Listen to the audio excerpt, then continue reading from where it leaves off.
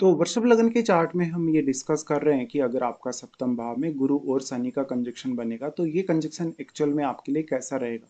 यहाँ पर आपको ये आपका लगन चार्ट नजर आ रहा है जो वृषभ लगन का ही बना हुआ है। यहाँ पे गुरु और शनि की कंजक्शन है तो यहाँ मंगल इनके डिस्पोजिटर होंगे। तो सबसे पहले आपको मंगल पर ध्यान देना होगा और शुक्र पर भी, क्योंकि शुक्र लग्नेश है और गुरु शनि यहाँ आ गए तो गुरु की एक्चुअल पोजिशन कैसी है, शनि की एक्चुअल पोजीशन कैसी है, क्या इनमें से कोई वक्री है, क्या कोई अस्त है, या कोई अदर प्लैनेट भी अगर इनके साथ बैठा हो तो वो भी काफ़ी ज़्यादा इंपॉर्टेंस रखेगा। ऐसा कंजक्शन होने से बेसिकली हो सकता है कि कभी कभी मैरिड लाइफ में उतना इंटरेस्ट ना हो, जीवन साथी को आप शुरुआत में उतना ज़्यादा समझ नहीं पा रहे हो, जीवन साथी थोड़ा मिस्टीरियस टाइप का हो सकता है। ऐसा कंजक्शन होने से बेसिकली जीवन साथी व्यवहार के तौर पे काफ़ी अच्छा होगा, लेकिन मंगल का घर होने की वजह से कभी कभी थोड़ा डोमिनेटिंग व्यवहार सामने आ सकता है या थोड़ी उग्रता सामने आ सकती है। यहाँ पे विवाह के बाद में व्यापार में प्रगति होने के चांसेस या करियर में प्रगति होने के चांसेस ज्यादा होंगे। यहाँ पर अब जो अगर आप कोई ऐसा काम कर रहे हो मान लो जिसमें ज्यादातर आप लोगों से जुड़ते हैं, लोगों से इंटरेक्ट करते हैं या उनके साथ वार्तालाप आपकी होती है या पब्लिकली आप डील करते हैं, तो इसमें आपकी सामाजिक प्रतिष्ठा बढ़ेगी और आपका कोई भी ऐसा कार्य है उसमें भी विस्तार होगा। बृहस्पति यहाँ एक्सपांसन को दर्शाते हैं, तो आपका ऑलरेडी अगर कोई बिजनेस चल रहा है तो जीवन साथी के आने के बाद में वो बिजनेस भी काफी ज्यादा विस्तार करेगा।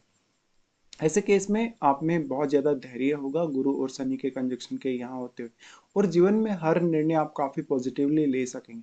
हालांकि थोड़ा सा जो जीवन में ग्रोथ है वो कभी कभी स्लो रह सकती है, या प्रारंभ में लगभग आपकी 30-35 की एज तक आपको थोड़ा स्ट्रगल करना पड़े या मेहनत ज्यादा करनी पड़े, ये हो सकता है। लेकिन आप बहुत ही ज्यादा परिपक्व है और कर्तव्यनिष्ठ होकर अपने सारे काम करेंगे। हमेशा इस प्रकार का कंजक्शन हो तो आपको जो भी रणनीति बनानी है अपनी लाइफ में, चाहे वो धन के लिए है, संपत्ति के लिए है, परिवार के लिए, वो एक दीर्घकालिक रवैया आपको यहाँ रखना चाहिए।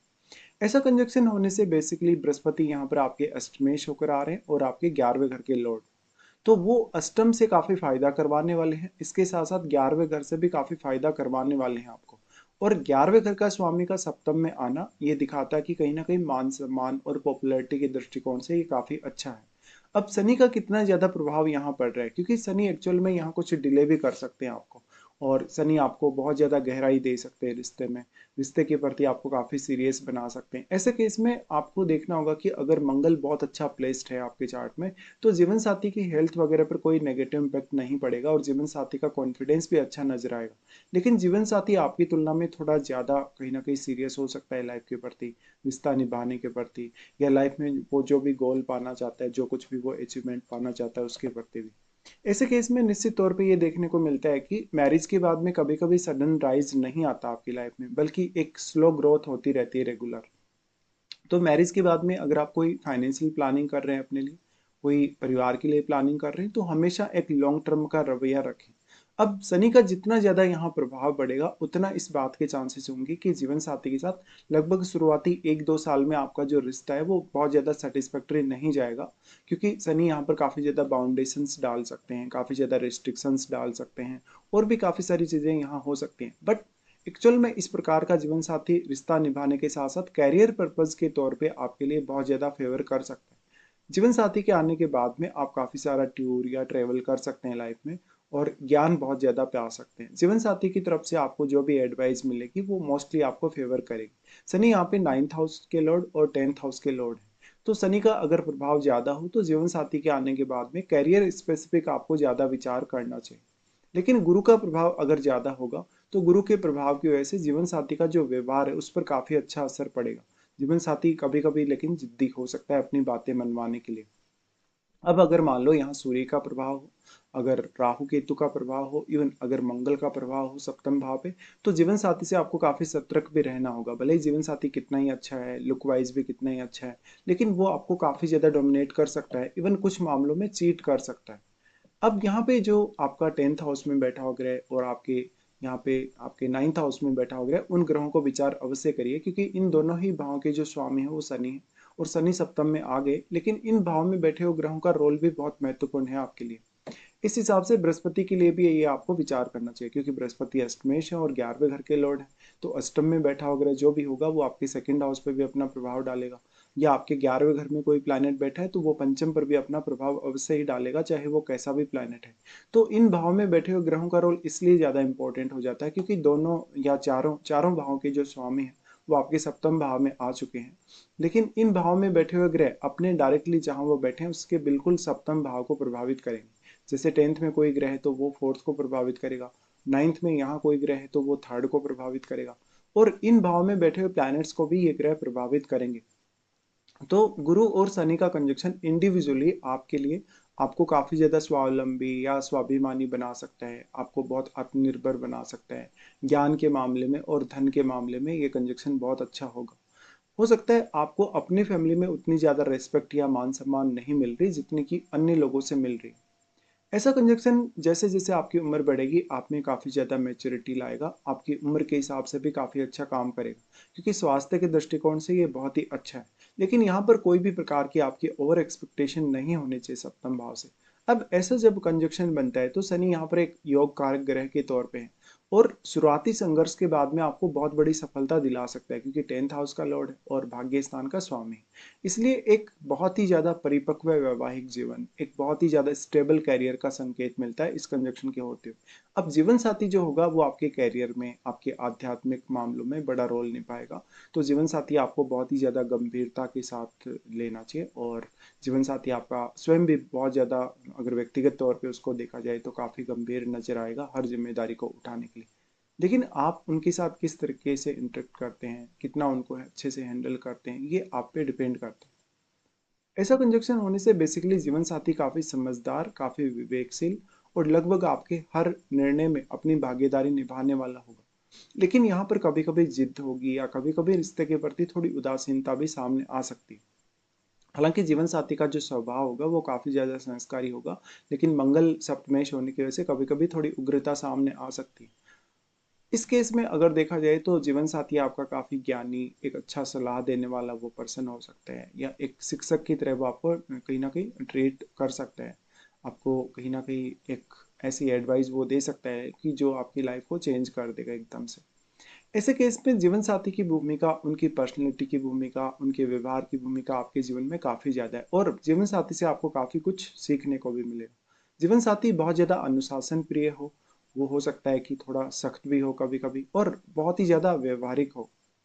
अब अगर देखा जाए तो यहाँ पर जो तालमेल है आपस में, विचारों का तालमेल बनाने में थोड़ा विलंब हो सकता है, आपको थोड़ी देरी हो सकती है, लेकिन उम्र बढ़ने के साथ साथ आपके रिश्ते में जो मैच्योरिटी है वो काफी ज्यादा आती जाएगी। मैरिड लाइफ में शुरुआत में नोक झोंक या थोड़ा बहुत यहाँ ऐसी कंडीशंस बन सकती हैं, बट यहाँ आपको बहुत ज्यादा सीरियसली इन चीजों को नहीं लेना चाहिए, बल्कि आपको काफी यहाँ पर शीतलता के साथ, ठंडे दिमाग के साथ इन सबको हैंडल करना चाहिए, क्योंकि बेसिकली यहाँ मंगल की एनर्जी है, मंगल का घर होने की वजह से। और अगर मान लो सूर्य का प्रभाव हो सप्तम पे, अगर मंगल का प्रभाव हो तो फिर जीवन साथी थोड़ा डोमिनेटिंग आपको मिलेगा। इस हिसाब से देखा जाए तो जीवन साथी का जो सपोर्ट है आपको आपके, स्पेशली जहाँ जहाँ भी दिक्कतें आएंगी लाइफ में, जैसे फाइनेंशियल प्रॉब्लम है, करियर को लेके इशू है, करियर में ग्रोथ नहीं हो पा रही, या कहीं भी आपको अपनी लाइफ में ऐसा देखने को मिले कि जहाँ आपको एडवाइस चाहिए अपने जीवन साथी से, वहां पर आप एडवाइस ले सकते हैं।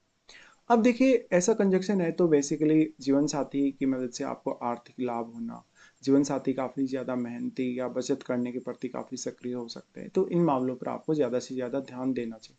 जीवन साथी जो आपका होगा उसके बैंकिंग के फील्ड में होने के चांसेस होंगे, इन लॉ के फील्ड में होने के चांसेस होंगे, एक टीचर वो हो सकता है, एक अच्छा प्रोफेसर वो हो सकता है। इसके साथ साथ आपको सप्तम भाव से धन मिलने की संभावना भी बन जाती है जब गुरु यहाँ पर 11वें घर के लॉर्ड है, और इन लॉज से भी आपको अच्छा सपोर्ट मिलने की संभावना बन जाती है। लेकिन यहाँ पर अष्टम भाव में बैठे हुए प्लैनेट को देखिए, कुछ मामलों में ऐसा जरूर होगा कि जीवन साथी की फैमिली आपको थोड़ा डोमिनेट कर रही है, या आपकी मैरिड लाइफ में थोड़ा वो लोग इंटरफेयर कर रहे हैं कभी कभी। अब जो जो भी प्लैनेट्स गुरु और शनि को प्रभावित कर रहे हैं उन प्लैनेट्स को देखिए, अगर वो शुभ ग्रह हैं तो गुरु और शनि के शुभ प्रभाव में वृद्धि होगी, अगर वो क्रूर ग्रह हैं तो गुरु और शनि का प्रभाव भी अशुभ हो जाएगा आपके लिए। अब इस केस में अगर हम दृष्टि संबंध के अकॉर्डिंग देखेंगे तो शनि का जितना ज्यादा प्रभाव होगा उतना ही वो डिले करेगा, और अगर आपने शनि के लिए रेमेडी फॉलो की तो और भी ज्यादा दिक्कतें बढ़ सकती हैं। अब यहाँ पे शनि सबसे पहले दृष्टि डालते हैं अपने ही घर पे, जहां पर वो 9th हाउस पे दृष्टि डाल रहे हैं। तो शनि अगर वक्री हो तो ज़्यादा अच्छा, अगर वक्री नहीं है, अगर बहुत ही स्ट्रांगली बैठा है तो कभी-कभी भाग्य का साथ मिलने में आपको थोड़ा डिले हो सकता है। लेकिन इसमें आपको सेल्फ डिपेंड होना पड़ेगा और खुद ही ज़्यादा से ज़्यादा मेहनत करनी पड़ेगी। आप किसी और पे डिपेंडेंट होके नहीं रह सकते हो। शनि का यहाँ जो प्रभाव पड़ रहे हैं यानी तीसरी दृष्टि पड़ रही है तो भाग्य को जगाने के लिए आपको एफर्ट तो करना ही होगा। साथ में यहाँ 9th हाउस में बैठे हुए ग्रह पर अब बहुत कुछ डिपेंड करेगा, क्योंकि वो ग्रह अगर शनि का मित्र हो तो वो आपको काफी सपोर्ट कर सकता है। जैसे मान लो किसी का यहाँ पे बुध बैठा हो, बुध बैठा होने के केस में शनि का प्रभाव अच्छा साबित होगा। अब उसके बाद क्योंकि शनि आपके 10th हाउस के लॉर्ड है, 10th हाउस के लॉर्ड होने की वजह से बेसिकली जीवन साथी का सपोर्ट कैरियर में मिल सकता है, कैरियर प्लानिंग में, कैरियर के लिए कोई अच्छी एडवाइस मिल सकती है। शनि का फिर लगन पे प्रभाव होगा जो आपकी उम्र में वृद्धि करेगा। साथ ही साथ स्वास्थ्य को काफी स्टेबल रखेगा, आपको सही तरीके से सचेत करेगा। जहां जहां भी आपको दिक्कतें आएंगी, व्यवधान आएंगे लाइफ में, वहां पर आपको किस तरीके से रिएक्ट करना है, कैसे कैसे आपको फैसले लेने। बेसिकली गुरु शनि का कंजक्शन ऐसा है जो आपको हर प्रकार की विपरीत परिस्थिति से निपटने की क्षमता देता है। अब लगन में बैठा प्लैनेट भी गुरु और शनि दोनों से प्रभावित होगा। ऐसे केस में उस प्लैनेट विशेष को अवश्य देखिए और वो प्लैनेट स्वयं भी यहाँ पर इनको प्रभावित करेगा अपनी दृष्टि से। फिर शनि का प्रभाव चौथे घर पे आ जाता है। चौथे घर पे शनि का प्रभाव है तो ऐसा व्यक्ति अपनी फैमिली के प्रति बहुत ज्यादा डोमिनेटिंग नजर आता है, क्योंकि यहाँ सूर्य का घर है। ऐसे में हो सकता है या तो आप अपनी फैमिली में सबसे ज्यादा जिम्मेदार व्यक्ति हों, घर परिवार की जिम्मेदारी छोटी उम्र में ही आपके ऊपर आ गई हो, या जानबूझकर आप ऐसी जिम्मेदारियां अपनी फैमिली में लेते हो। शनि का यहाँ प्रभाव होने की वजह से थोड़ा मन अशांत रहेगा, कभी कभी मन में थोड़ी असंतुष्टि की कमी रहेगी, यानी असंतुष्टि रहेगी बेसिकली। और शनि का यहाँ प्रभाव होने से बेसिकली जो स्टार्टिंग की एजुकेशन है कभी कभी वो थोड़ी डिस्टर्ब रह सकती है। शुरुआत में ऐसा हुआ होगा कि आपकी जो स्टडी है वो थोड़ा लेट से स्टार्ट हुई होगी। फिर यहाँ जो बैठा हुआ प्लैनेट है उसके लिए भी ये कहीं ना कहीं इंपॉर्टेंट हो जाएगा जो शनि की दृष्टि पड़ रही है, क्योंकि यहाँ बैठा ग्रह आपके डायरेक्टली 10th हाउस को प्रभावित करेगा जो कि शनि का ही ग्रह है। अब गुरु के अकॉर्डिंग देखा जाए तो गुरु यहाँ अष्टमेश है, तो आपका जीवन साथी कुछ हद तक अष्टम से रिलेटेड मामलों में भी रुचि ले सकता है। जैसे वो अकल्ट में रुचि ले सकता है, फाइनेंस वगैरह में काफी रुचि ले सकता है, या कोई भी गुप्त रहस्यों में वो काफी रुचि ले सकते हैं। गुरु यहाँ सबसे पहले दृष्टि डालेंगे अपने ही घर पे, और ये इनकी 5वीं दृष्टि है। तो पंचम दृष्टि से आपका 11वां घर काफी मजबूत हो जाएगा। लेकिन गुरु आपका वक्री नहीं होना चाहिए। गुरु वक्री होगा तो यहाँ जो शुभ प्रभाव गुरु का आपको मिलना चाहिए वो एक्चुअल में मिलेगा नहीं और कुछ कमी रहेगी। गुरु का दृष्टि यहाँ बैठे हुए प्लैनेट को भी काफी ज्यादा इनहेंस करेगा या काफी ज्यादा आपके फेवर में करेगा, क्योंकि गुरु अपने ही घर पे दृष्टि डालें तो यहाँ कोई भी प्लैनेट बैठा हो भले ही, उसकी शुभता में वृद्धि करेंगे गुरु। और शुभता में वृद्धि होने से आपके धन संपत्ति पर फर्क पड़ेगा, आपके कैरियर पर फर्क पड़ेगा, आपके मान सम्मान या रेपुटेशन को गुरु बढ़ाएंगे। फिर इन दोनों का जो दृष्टि सम्मिलित रूप से लगन पे है तो आप बहुत ही ज्यादा जिम्मेदार व्यक्ति होंगे, समझदार और विवेकशील व्यक्ति होंगे। जहां जहां भी आपने गलती की, पहली बात तो आप गलती करेंगे नहीं, अगर गलती कर भी देंगे तो गुरु ऐसा विवेक आपको प्रदान कर रहा है जहां अपनी गलती को काफी जल्दी आप सुधार भी लेंगे। गुरु का दृष्टि फिर आ जाता है अपने उच्च के घर पे, जहां पर वो तीसरे घर पे दृष्टि डाल रहे हैं तो कम्युनिकेशन को मजबूत करेंगे, आपको हार्डवर्क करने या किसी भी प्रकार की चुनौती से पार पाने में हेल्प करेंगे। अब लेकिन थर्ड हाउस में बैठे हुए ग्रह का रोल बहुत इंपॉर्टेंट है और आपका चंद्रमा कितना अच्छा प्लेस्ड है चार्ट में। बेसिकली ये बोला जा सकता है कि गुरु और शनि का कंजक्शन होने से आपकी लाइफ एक बहुत ही ज्यादा बैलेंस में रहती, और आपको यहाँ पर फिर कोई ओवर एक्सपेक्ट नहीं करना चाहिए कुछ भी, चाहे वो रिलेशनशिप है, मैरिड लाइफ है, धन है, संपत्ति है या अन्य मामलों में। तो यहाँ अब जो जो भी प्लैनेट्स अपना प्रभाव डाल रहे हैं सप्तम भाव पे, उन प्लैनेट्स का प्रभाव भी आप इग्नोर नहीं कर सकते। फिर सबसे बड़ा रोल आ जाता है यहाँ महादशा का, क्या वास्तव में गुरु या शनि में से किसी की महादशा है। और एक और इंटरेस्टिंग बात यह भी है कि गुरु के जस्ट बाद ही आपकी शनि की भी महादशा होगी। तो या तो आपको गुरु की महादशा इस जीवन काल में है या तो बहुत अर्ली एज में निकल गई, तो फिर शनि की महादशा भी आपकी अर्ली एज में निकल सकती है। लेकिन दोनों दशाओं को अगर आप सम्मिलित रूप से देखें तो एक बहुत ही बड़ा पार्ट कवर होता है दोनों दशाओं के थ्रू आपके जीवन का, जिसमें कोई ना कोई दशा आपको इस जीवन में ऐसी समय पे टकराएगी जीवन में जब आप करियर के लिए कुछ प्लानिंग कर रहे होंगे, यंग एज में होंगे, लगभग आप 50 की एज से कम के होंगे, या 50 की एज के बाद भी अगर ऐसी दशाएं आती हैं। वैसे शनि और गुरु की जो दशाएं हैं वो ज्यादातर ओल्ड एज में काफी बेहतर परिणाम देती हैं। तो ओल्ड एज में अगर इनमें से किसी की महादशा आपको है तो वो मान सम्मान के लिए अच्छी है, हेल्थ वगैरह के लिए अच्छी है, और कैरियर स्पेसिफिक गोल तो आप पहले ही पूरा कर लेते हैं, लेकिन बाद में आप अपनी लाइफ को बहुत अच्छे से मैनेज कर सकते हैं, अपनी धन संपत्ति को अच्छे से मैनेज कर सकते हैं, परिवार को काफी आप सुधार सकते हैं। तो यहाँ पर इस प्रकार के प्रभाव होंगे। अब आप अपने ओवरऑल चार्ट में जो अन्य ग्रहों की पोजीशन है उसको भी विचार करिए, मंगल की पोजीशन, शुक्र की पोजीशन, और लगन और सप्तम में अन्य जो जो भी प्लैनेट्स का प्रभाव है या जो भी ग्रह यहाँ बैठे हुए हैं उनको।